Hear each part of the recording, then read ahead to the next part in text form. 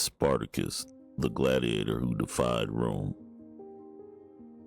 The story of Spartacus, a name that echoes through history as a symbol of rebellion, freedom, and defiance against tyranny, begins in the heart of the Roman Empire. In this video, we'll explore the life of Spartacus, a gladiator who challenged the might of Rome, leading one of the most famous slave revolts in ancient history. But Spartacus was more than just a fighter.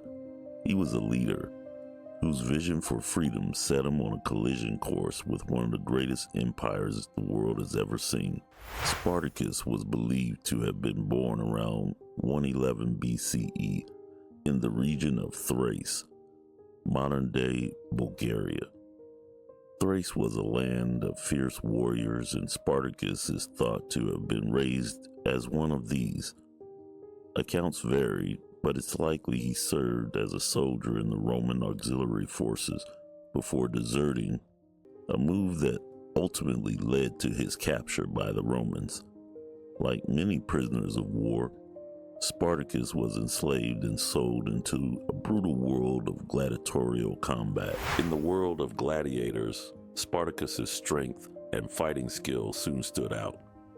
He was sent to the gladiator school in Capua, run by Lentulus Batiatus, where he trained for the blood-soaked spectacles of Roman entertainment. However, Spartacus would soon set his sights on something more than just survival in the arena. In 73 BCE, Spartacus and about 70 fellow gladiators made a daring escape from Batiatus's school. Armed with kitchen utensils and makeshift weapons, they overpowered their guards and fled to the nearby slopes of Mount Vesuvius. This escape was the spark of what would become the Third Servile War, also known as Spartacus's War. The Roman authorities underestimated Spartacus and his band of rebels, dismissing them as nothing more than a disorganized group of slaves. But Spartacus was no ordinary leader. He began to attract more followers, runaway slaves, peasants, and even disaffected Roman soldiers. His force soon swelled to 1,000, creating a formidable army that struck fear into the heart of Rome. Spartacus proved to be a master tactician, evading Roman legions sent to crush his rebellion and winning several key battles. His army moved across the Italian countryside, freeing slaves and gathering more support as they went. By now, Spartacus's army was no longer a small band of gladiators. It had grown into a force of tens of thousands. This unprecedented movement of slaves and lower-class citizens posed a serious threat to the Roman Republic.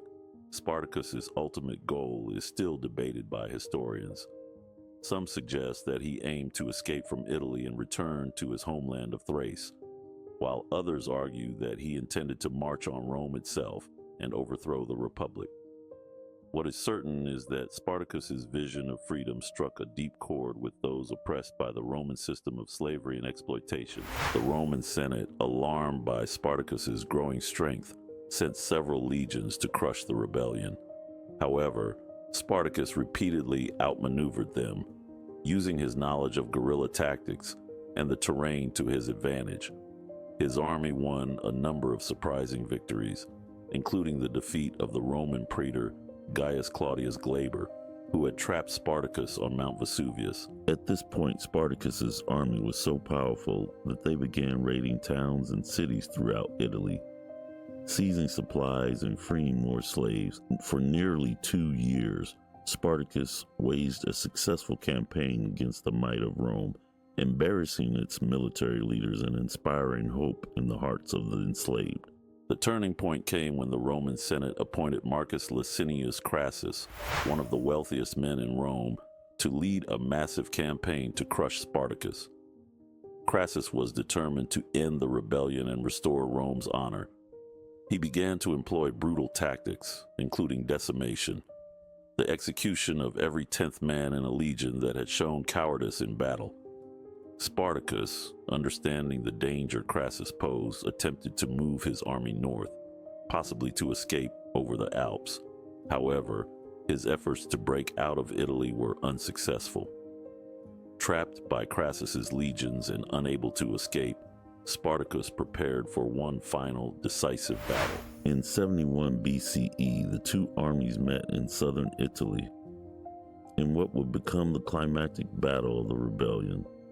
Spartacus fought with courage and determination, but the sheer might of the Roman legions overwhelmed his forces. Spartacus himself is said to have died in battle, though his body was never found. His army was defeated, and the surviving rebels were crucified along the Appian Way as a grim warning to anyone who might dare challenge Rome. Though Spartacus's rebellion was ultimately crushed, his legacy endured. He became a symbol of resistance against oppression and the fight for freedom. His story has inspired countless works of literature, film, and art, including the famous 1960 film Spartacus, starring Kirk Douglas. Spartacus's uprising exposed the deep cracks in the foundation of the Roman Republic, highlighting the cruelty of the Roman slave system and the desperation of those living under its rule. His name has become synonymous with the fight against tyranny, and his story continues to resonate with those who seek justice and equality.